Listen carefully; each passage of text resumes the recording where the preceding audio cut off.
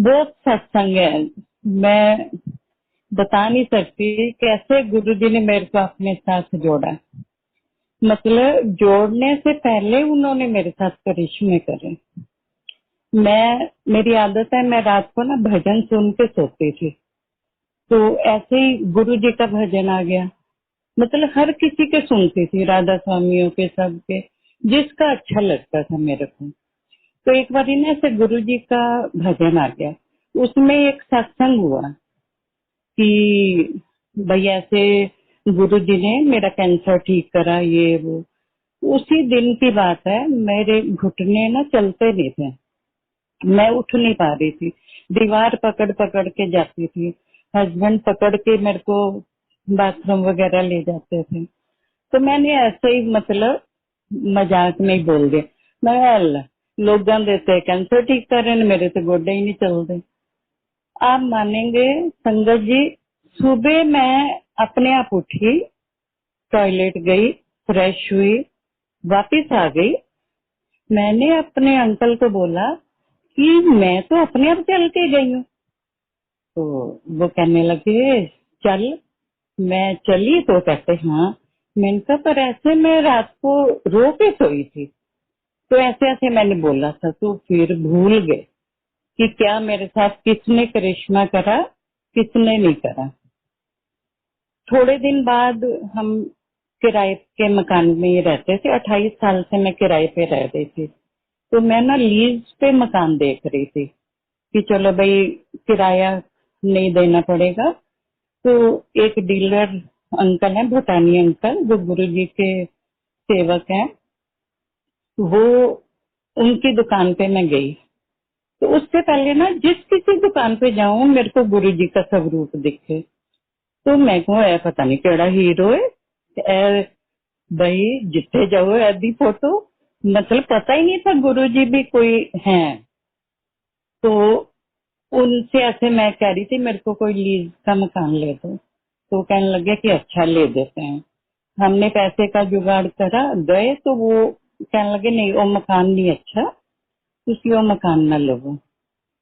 फिर मैंने कहा अच्छा भाई। फिर वो अपना बताने लग गए। मैंने कहा ऐसे ना भाई बिटिया भी मेरे पास आई हुई है, ससुराल में थोड़ी उसकी प्रॉब्लम है भाई, बेटे पे बर्डन ज्यादा है ना, तो भाई मैं चाहती हूँ किराया छूट जाए। तो वो ऐसे ही मेरे को कहने लगे कि मैं एक कमरे में रहता था और आज मेरी कीर्ति नगर में 3 मंजिल कोठी है। तो ये सब इनकी कृपा से हुआ है, गुरु जी की। मैंने ऐसे टेढ़ी नजर करके देखा। मैंने कहा अल्लाह लोगों नु ते दे दो कोठियां, ते मेरे को तो लैट्रिन जोगी भी जगह नहीं है। मतलब मैंने ऐसे बोला। तो इतने में ना एक अंकल अंदर आए। वो कहने लगे इन्होंने क्या देखना है। उन्होंने कहा कि ये लीज पे देख रहे हैं। तो उन्होंने बोला कि इनको वो वाला मकान दिखा दो। तो मैंने कहा नहीं हमने अपना नहीं लेना भाई, बेटे पे ना किस्त बैठ जाएगी ना ज्यादा, मैं तो किराए से भी छुटकारा चाह रही हूँ। तो वो कहते हैं नहीं तो देखो तो सही, अच्छा कितना भी होंगे। जबकि 8 लाख हमारे पास था। मैंने ऐसे ही मौज में कह दिया। मैंने कहा 2 लाख।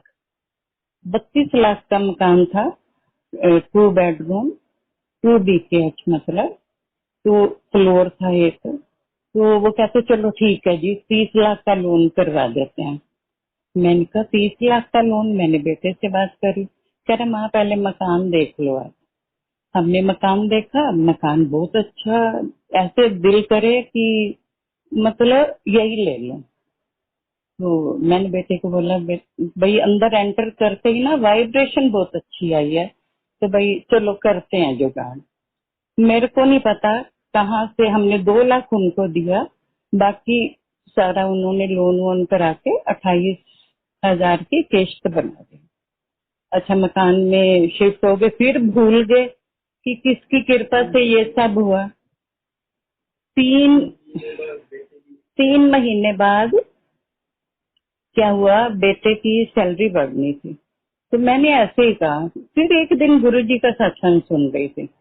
मैंने कहा कि हेलो भाई इतनी किस्त तो क्या करूं भाई, सैलरी तो इतनी बढ़ेगी ना साल बाद। तो उसकी 20% बढ़ती थी सैलरी, 12% बढ़ी। तो मैंने ऐसे ही बोला, मैंने कह लो मकान तो बन गया पर उन किश्त किवें देंगे।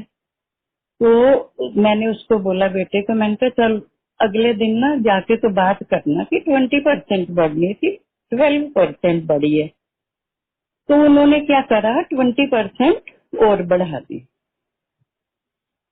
20% और बढ़ गई। तो उसने आज मेरे को फोन करा, कह रहे माँ वो मैंने बात करी तो उन्होंने 20% बढ़ा दी। तो मैंने उनको बोला कि नहीं, 12% आप बढ़ा चुके हो। तो उन्होंने बोला कि यू डिजर्व इट, भाई कोई नहीं, तुम इतनी ठीक है तुम्हें। मतलब सैलरी पूरी उतनी बड़ी जितनी मकान की किश्त जानी है। फिर ऐसे एक दिन बैठी, मैंने सोचा कहाँ से कैसे कृपा हुई। ओहो, ये तो छतरपुर गुरु जी के मैंने सत्संग सुना था। एक दिन ऐसे तार से तार मिलाती गई। तो मैंने अपने अंकल को बोला, इनका अब शुक्राना तो करना चाहिए भाई, मेरे को जाना है। तो इन्होंने कहा चल। अच्छा, चले गए। तो अब मेट्रो स्टेशन उतरे तो हमें रास्ता नहीं पता था। तो एक अंकल मिल गए, कहने लगे आओ जी आओ, अस्सी भी जा रहे हैं। वो हमें अपने साथ ले गए। तो वहां जाके उन्होंने बोला जैसे जैसे भैया संग सेवादार आपको बताते जाएंगे।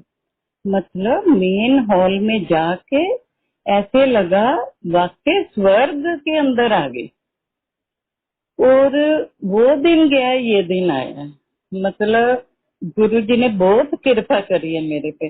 बेटे को कोई प्रॉब्लम जैसे होती है, मैं कहती हूँ गुरु जी मेरा काम संवार दो, भाई देखो ना बच्चा हमें परेशान है, उसकी वो प्रॉब्लम सॉल्व।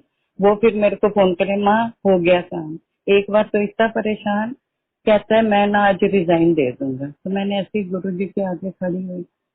तो मैंने कहा कि गुरु जी किवें करा, भाई उसे आज कैन रिजाइन देगा। इतने में उसका फोन आया, कह रहा माँ जो ज्यादा परेशान कर रहा था ना वही नौकरी छोड़ के चला गया। मतलब शुक्राना गुरु जी का, पल पल शुक्राना। अभी भी बहुत रोज की नई घटना है, नई। अभी क्या मेरे ना मैसेज ऐसे आने शुरू हो गए कि सिमरन कर, सिमरन नाल जुड़। तो अभी ये लॉकडाउन का टाइम था तो बेटी भी घर होती थी, तो हम ना लूडो बहुत खेलते थे। जैसे फ्री होना काम करके लूडो खेलनी। तो फिर बिटिया अपने घर चली गई। तो उसको मैंने अलग कमरा लेके दिया था। तो वो अपने घर फिर चली गई, उसकी जॉब शुरू हो गई। तो मेरे मैं अब कहूँ करूँ तो करूँ क्या, मेरा सब टाइम नहीं बीतता। भजन भी सुबह शाम हमारे घर चलते हैं। मतलब सब गुरु में ही लिप्त हैं। और बता नहीं सकती कैसे कैसे वो मेरे काम संवारते हैं। एक छोटा सा सत्संग और शेयर करूंगी। मेरा पोता हुआ अभी 2 महीने का था। तो वो मतलब उसको अटैक पड़ने शुरू हो गए, फिट पड़ने शुरू हो गए। तो ऐसे गुरु जी कृपा करो, गुरु जी कृपा करो करते हॉस्पिटल ले गए, वहां उन्होंने दाखिल कर लिया। 1 हफ्ता मतलब रखा। तो उसके बाद घर आए तो खुली आंखों से सोता था वो। उसको ये फील नहीं होता था कि मैं आईज क्लोज करूं। तो शिवरात्रि का दिन था। तो मैंने सबने बोला कि नहीं मत ले जा, धूल मिट्टी होएगी आंखों में पड़ेगी। मैंने कहा नहीं, मैंने गुरु जी के मत्था टिकवाने जाना है और मैंने जाना है। तो हम शिवरात्रि पे गुरु जी के गए। तो मैंने जाके उसको वहां लिटा दिया गुरु जी के आगे। मैंने कहा गुरु जी ऐसे से कृपा करो तुसी। मतलब उस दिन उसने आंखें अपनी झपकी झपकी और उस वो दिन गया, ये दिन आया। आंखें बंद करके सोता है। मतलब वो बहुत अनंत कृपा, अनंतम शुक्राना, रोम रोम शुक्राना गुरु जी का। ऐसे काम संवारते हैं। तो मैं लिड्डो की बात बता रही थी। तो मेरे बेटी के बेटे ने बोला कि नानी आप ना मोबाइल पे लूडो लगा लो, तो आप ये खेला करो। मैंने कहा अच्छा ठीक है। मैं वो खेलने लगी, दिन में 30 गेम खेल ली, 40 खेल ली, 15 खेल ली, 10 खेल ली, मतलब जितना टाइम मिलता था मैं लूडो खेलती थी। तो गुरु जी का वो रोज आ रहा था मेरे को कि सिमरन नाल जुड़ो, सिमरन नाल जुड़ो। तो मेरे हस्बैंड कहने लगे कि ना नीलम तू माला लेके बैठ गई। मैं तो लोग कहेंगे सन्यासन बन गया। तो ऐसे ही दिमाग में आया कि मैं लूडो खेलती हूँ, जो मैं गोटी चलूं, जो बाकी तीन जैसे कंप्यूटराइज्ड खेलती थी, तीन भी खेलने, उस पे मैं जय गुरु जी बोलूं, सबसे बढ़िया मेरा जाप है। तो मैंने उस पे जय गुरु जी, जय गुरु जी, जय गुरु जी, जय गुरु जी कहना शुरू कर दिया। तो वाकई मेरे को मतलब बहुत मन से अच्छा लगा कि ये मेरा काम बहुत बढ़िया हो गया। और लूडो भी मैं अब जब उठे अपना लूडो खेली, जय गुरु जी, जय गुरु जी, जय गुरु जी। एक दिन मेरे हस्बैंड कहते हैं कि माला करें और ज्यादा फायदा। मैं क्या देखो माला करांगी 108 वारी करांगी, मेरे दिमाग में रहेगा हाँ जी 108 वारी, भाई एक माला कर लिए। और इन्होंने काउंट करी, एक गेम में 444 वारी मैंने वो जय गुरु जी बोला। मतलब कभी कम कभी ज्यादा, कभी 400, कभी 500, कभी 450 ऐसे। तो गुरु जी ने ही मेरे को ये रास्ता दिखाया सिमरन का कि कैसे मैं सिमरन से जुड़ूं। और 10 गेम भी खेल लूं तो कितनी माला होगी मेरी। और वैसे तो मैं सारा दिन नहीं माला लेके बैठ सकती, ये भी उन्होंने ही मेरे को रास्ता दिखाया। और इस सत्संग से भी जोड़ा, बता नहीं सकती हूँ क्या क्या गुरु जी करते हैं। और मेरे को दोबारा भी चांस दो, मैं बहुत सत्संग है। मेरी बिटिया का तलाक हो गया और वो मेरे पास ही रहती थी। तो मैं ना गुरु जी का जिस दिन स्वरूप लेके आई घर पे, तो मैंने ऐसे ही कहा, मैंने कहा गुरु जी भाई ऐसा भी मेरे जीते जी, भाई मेरे जीते जी इसका भी कुछ हो जाए, भाई कल मेरे बाद पता नहीं मेरा बेटा अभी बहुत अच्छा है, बाद में कैसे रहे भाई। उसको मैंने एक अलग मकान भी ले दिया बिटिया को कि चलो भाई तू, दिन में बेटा मेरे पास रहता था, रात को अपना जॉब से आके उसको ले जाती थी, अपना खाना पीना बनाया करा, कभी यहाँ से खा गई। तो ऐसे ही वो मेरे साथ गई सत्संग। तो ऐसे ही कहने लगी कि मैं नहीं मानती गुरु जी को। तो मैंने कहा एक बार चल तो सही। वो मकान ढूंढ रही थी, कह रही थी अगर मेरे को ना 5,000 रुपये कमरा मिल जाए ना तो मैं मानू। मैंने कहा अच्छा चलना, ऐसे नहीं कहते हैं, तू चल। और गए। तो अगले दिन ने उसको एक मकान किसी डीलर ने फोन करा कि मैडम एक कमरा रसोई है, तो आप ये देखो आपके मतलब का है। तो मैंने कहा जा देखो। मतलब वो देखने गई तो 4700 में, मतलब 4700 में उसको कमरा मिल गया। आके कहती है माँ मैं तो 5 कह रही थी, ये तो 4700 में मिला। मैंने कहा शुक्राना गुरु जी का करो। और वो अब इतनी, मैं चाहे थोड़ी सी लापरवाह हो जाऊं, वो गुरु जी करते हैं। उसकी सैलरी थी 18,000, पार्लर का काम करती है। तो ऐसे ही उस वो दरबार गई, कहने लगी गुरु जी अब तलाक भी हो गया, अब भाई बेटा मेरे पास है, खर्चे बढ़ गए, तो मैं किਵੇਂ पूरे करांगी, भाई कुछ जुगाड़ करो मेरा से। अगर मेरी 30,000 तनख्वाह है ना तो फिर भी मेरा गुजारा चल जाए। अभी वो गेट से बाहर निकली, अभी गेट से बाहर निकली तो जैसे मतलब वो जहाँ वो खड़ी होती है वैन वगैरह, तो एक फोन आ गया, बड़े मंदिर गई थी वो, फोन आ गया कि मैम आप जॉब के लिए ट्राई कर रहे थे। उसने बोला हाँ जी। उन्होंने बोला कि शहनाज के वहाँ पे वैकेंसी है, तो आप ट्राई करोगे। इसने बोला नहीं नहीं मैं नहीं।